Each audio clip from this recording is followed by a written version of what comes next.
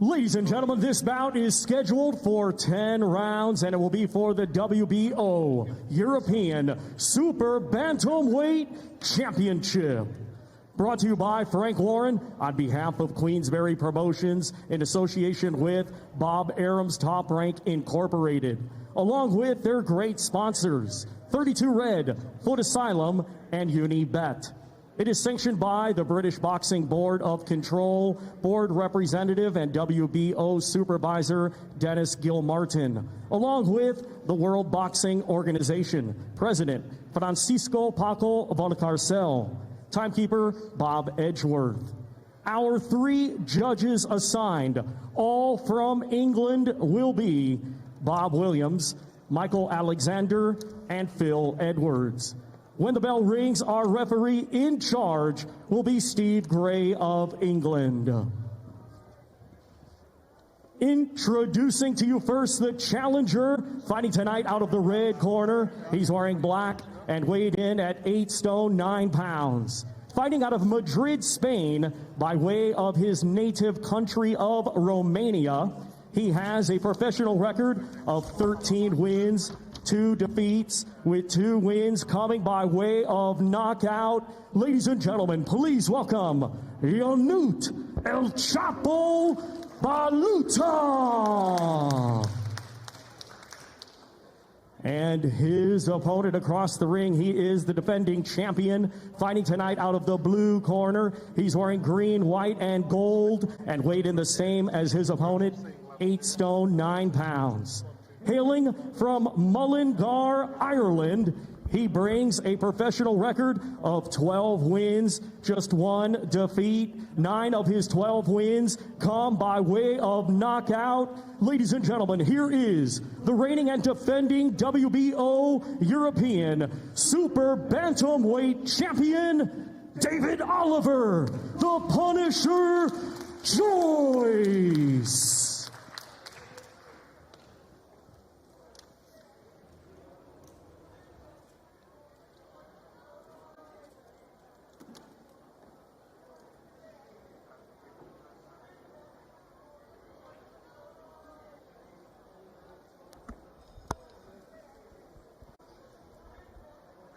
Two fighters brought together head to head. Protect yourselves at all times. Steve Gray, tall referee, giving final words of advice to the 2 men.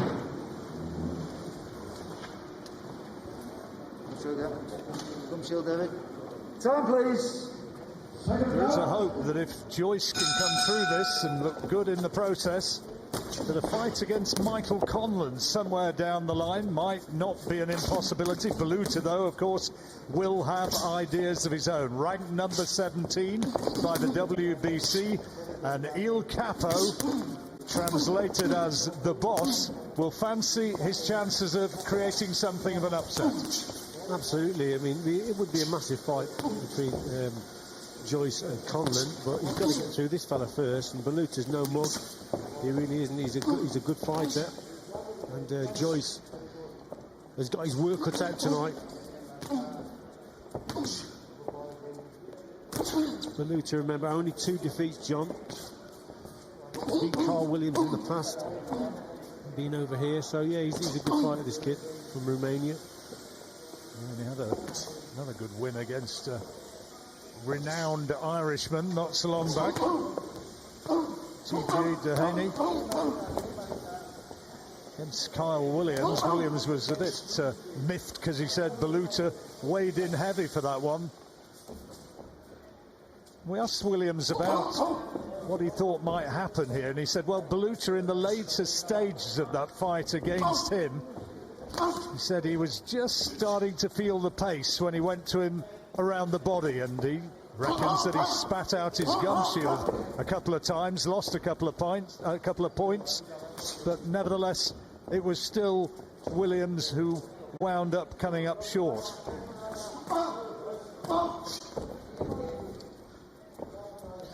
What Joyce has got to watch out for here, John, is the left hook, I think, from Baluta. Watch Baluta, how he boxes. You see, there it is in there. He just misses, and he misses there. So Joyce has got to keep that right hand nice and high, and just watch out for that shot. Keep the punches long and straight to start with.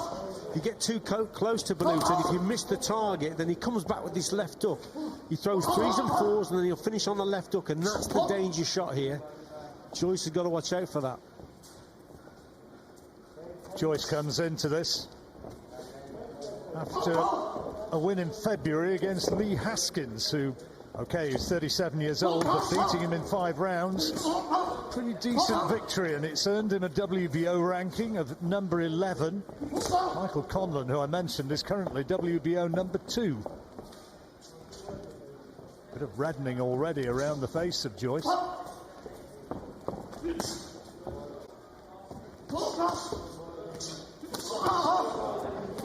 Well, there's every indication in a lively opening round that this is going to be a feisty sort of engagement. It's a 10-rounder, and we've had drama aplenty in the opening 3 minutes, and if it carries on like this, we could be in for a cracker with this one.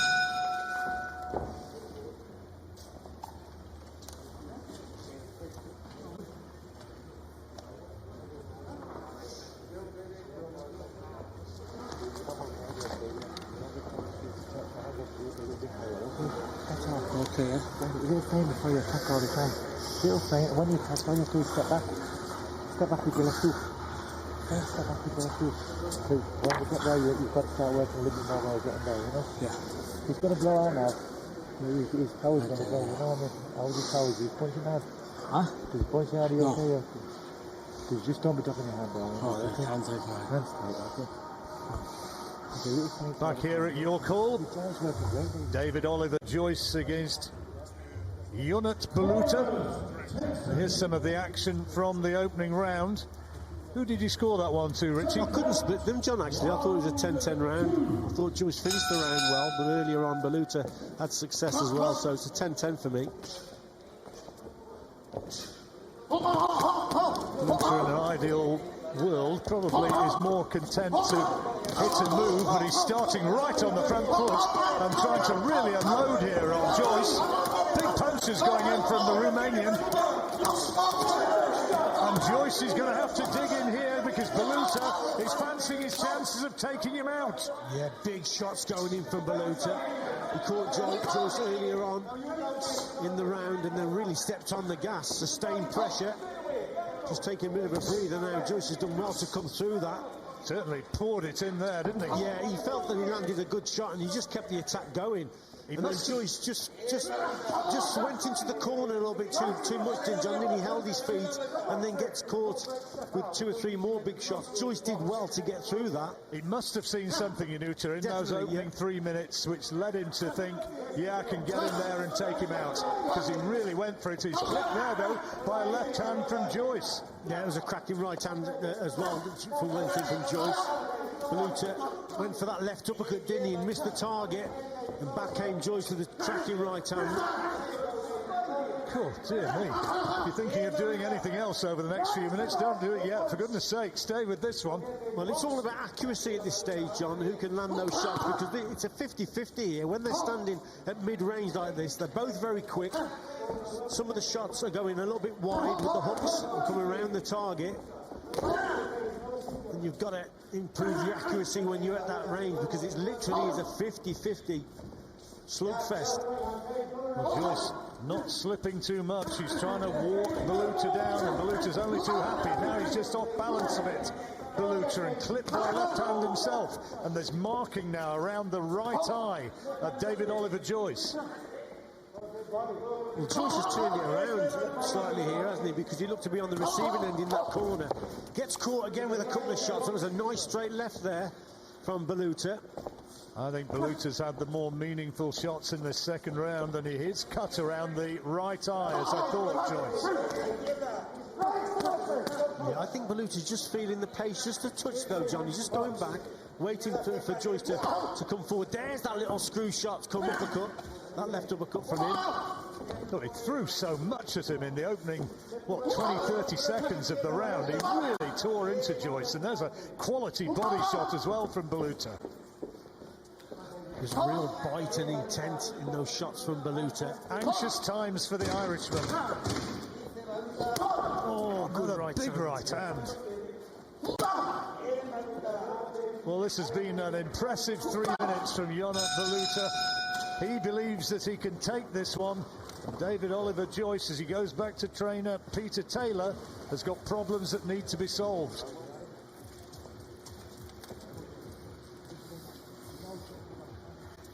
So let's have a look at the start of the round. Baluta catches in with a right hand there and another one.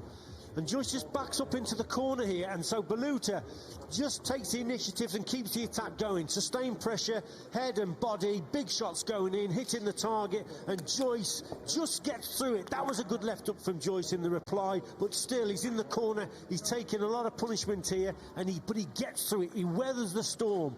There's that little left uppercut, and then Joyce comes back with that right hand over the top. That was a cracking shot from Joyce.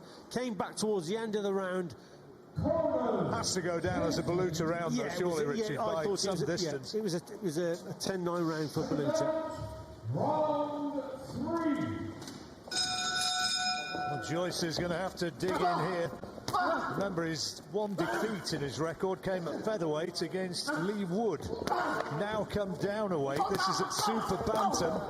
But Baluta starting fast again. He really loads up on his shots. Neither of them a noted puncher. Maybe from Joyce's point of view, perhaps people were saying a little bit, if you were looking at it critically, you'd say just as well, because Baluta has landed a lot. Yes, he has landed a lot, and Joyce probably needs a little bit more head movement, and maybe got to concentrate on boxing at range a little bit more when he gets in to close quarters. Baluta seems to have that little bit of zip in the punches, the speed, and he's hitting Joyce when he's standing in front of him. See there again. Joyce starts off with a slow jab, but then gets caught.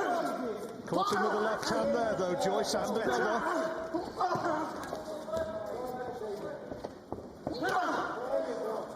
There's not too much holding back. There's certainly no feeling out from either man. They went for it from word go. There's a quality right hand from Baluta. Yeah, Joyce still intent on walking his opponent down, but that's where he probably needs just that little bit more head movement, John, because he's walking onto too many for my liking as he's coming forward. Baluta coming into this one having won his last 5 contests. Left hand, it puts Joyce down. He's up on his feet or trying to get up. He needs to take a knee. The referee's going to have a very close look at him. Steve Gray will want to see that he walks to him and is clear-eyed, clear-headed and ready to continue. But Baluta now looking to end this fight right here and now. And Steve Gray says enough is enough. And the upset completed. David Oliver Joyce was the 3-1 on favourite to win this one, and he has been tonight absolutely mugged. We spoke at the start of the contest, John, about the left hook from Baluta, how dangerous it is when he's throwing a combination. He finishes on that shot, and he caught Joyce there with a peach of a punch, a peach of a left hook that puts Joyce to the canvas. And yes, he was the favourite to win this one, but Baluta was on form in this fight. Let's get it right. His punches were very sharp and fast. He kept the attacks going, and that, to finish the contest, was probably the icing on the cake for him. It was a terrific left hook, that was. Ionut Baluta, with that win, will be starting to dream of world title fights. David Oliver Joyce was hoping for a big one against Michael Conlan. Well, he can hope all he wants, but with the punch like that, you begin to wonder. It's a long way back for the amateur star to regroup now as a professional after absorbing that. Yeah, 3 or 4 punches, and then he finishes the combo with a big left hook, and it just caught him on the way out, didn't it? Backs him up into the corner here, and the referee backs him onto the ropes, or the referee calls it a day. But it was a terrific left hook from Baluta, it really was. His punches were fast, sharp, backs him up onto the ropes. There's a good left hook there. The referee jumps in. He's an experienced referee. And you've got to give credit where credit's due. Absolutely. You know, I mean, styles make fights and all the rest of it, but Baluta on that sort of form, he's going to be a handful. Yeah, he is. His punches were sharp, they were fast. He recognised the situation when he caught Joyce with a good punch, and he kept the attack going, sustained the pressure. But we spoke earlier about the left hook, which was the danger punch. 3 or 4 punches went in there, then he finishes on a big left hook, and he sort of catches Joyce as he's moving away from him. Joyce had his hands a little bit too low, and it's a cracking shot. It really is a good punch. He was very much an Irish amateur superstar, David Oliver Joyce. Great following back home in Ireland, but not his night tonight. Up on his feet now and seems to have recovered okay. And doesn't really, I don't think, know what happened with that left hand. It was the left hook which was the devastating punch which triggered a move towards the end. Yeah, he'll be desperately disappointed. Tried to keep to his boxing. Just got a little bit too close here and there for me. Wasn't really a lot of head movements. But like I say, it was a 50 in those exchanges, John. They're 50-50 exchanges. He just got caught with a big shot at the end there. Well, confirmation it is then of a stunning victory. Here's Thomas Treiber.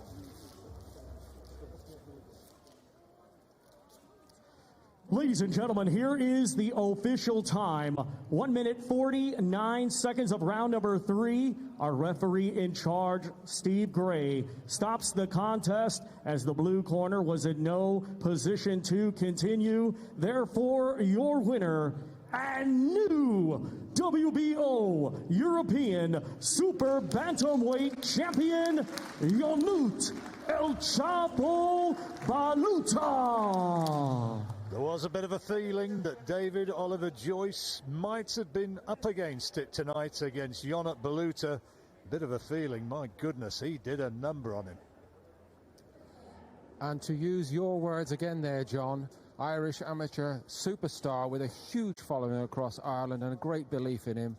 But this is the night here at the York Hall Bethnal Green where most of his remaining dreams, I'm afraid, seem to have been crushed, as they once did happen here to Michael Carruth, who turned professional in a blaze of glory after the 1992 Barcelona Olympics, having won the gold medal. And I do believe it was here in the York Hall Bethnal Green that the night came where Carruth realised he just didn't have it anymore.